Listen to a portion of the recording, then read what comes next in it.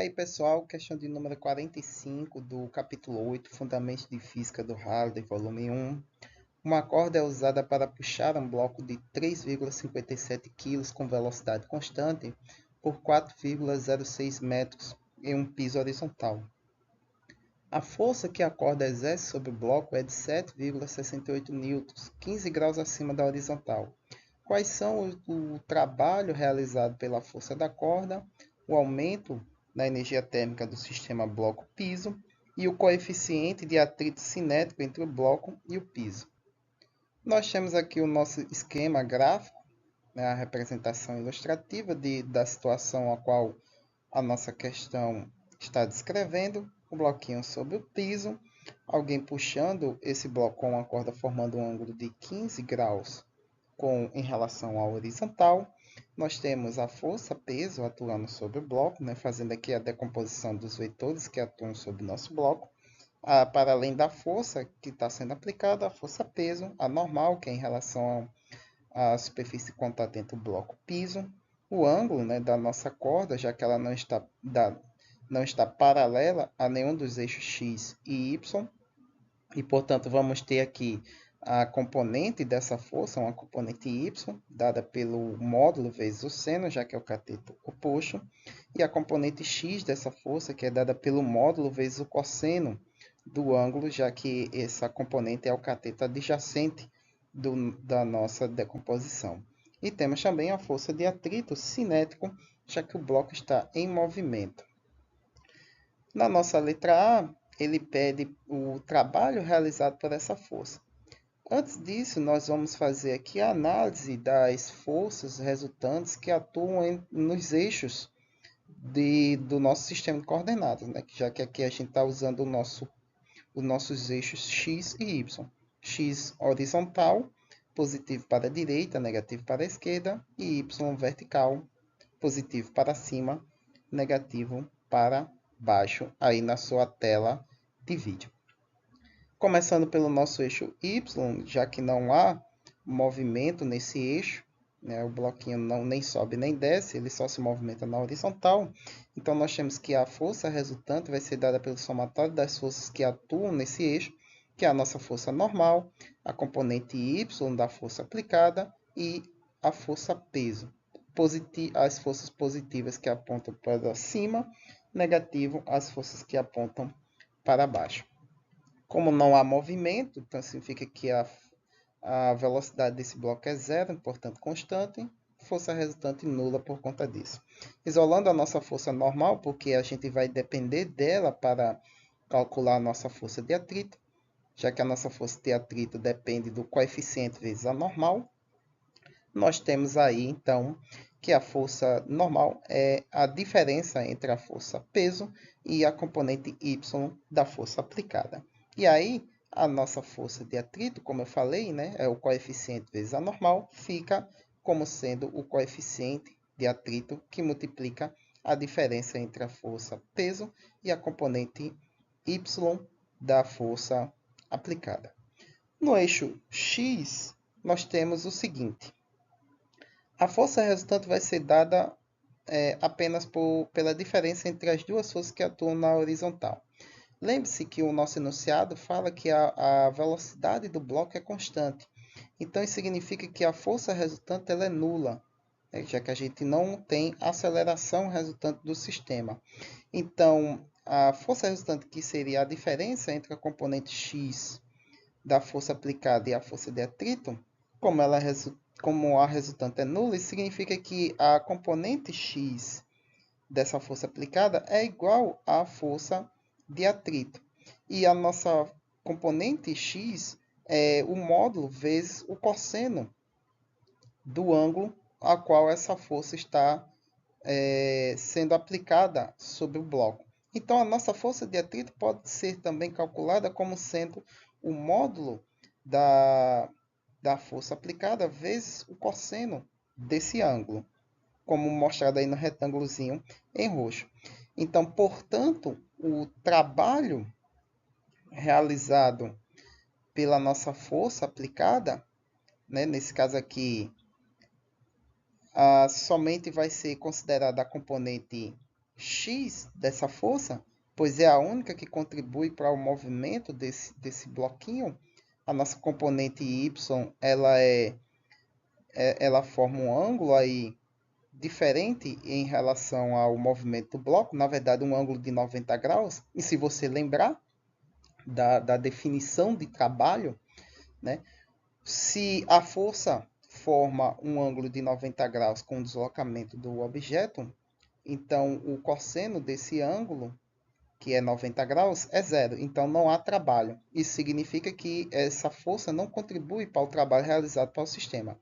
Por isso que a gente só usa apenas a componente X, pois ela atua na mesma direção do deslocamento, ou seja, o ângulo entre eles é zero, cosseno é igual a 1. Então, nós temos um valor. Essa força contribui para o trabalho. Então, portanto, a nossa equação resume-se a componente X dessa força aplicada multiplicada pelo deslocamento sofrido pelo bloco. Esse é o trabalho. O resto que a gente acabou de desenvolver, a gente vai usar nos demais itens. Né? Eu só resolvi antes, né? Desenvolvi antes para a gente poder usar. Então, aplicando aqui, né, nós temos que a componente x da força aplicada é o módulo dela vezes o cosseno de θ, que é igual, que é multiplicada pelo deslocamento, vai nos devolver o valor do trabalho realizado por essa força. Substituindo os valores, então, o módulo da força, dado no enunciado, 7,68 newtons, o deslocamento foi de 4,06 metros e o cosseno do ângulo é de 15 graus, né? Então, cosseno de 15 graus. Resolvendo essa expressão, nós temos que o trabalho realizado por essa força é de 30,12 joules. Na letra B, ele pede o aumento na energia térmica do sistema bloco-piso. Então, na letra B, para a gente calcular a energia térmica, a gente usa, né, a força de atrito, já que quem contribui para o aumento da energia térmica do sistema é a força de atrito, né, que ela é uma força dissipativa e ela dissipa essa energia na forma de calor. Também na forma de som, mas nesse caso aqui, só na forma de calor. E a gente sabe que ela é dada pela força vezes o cosseno de θ. Então, a nossa força de atrito vai ser 7,68 newtons, que é o módulo da força que está sendo aplicada, vezes o cosseno de 15 graus. Então, nós temos que a força de atrito dá 7,42 newtons.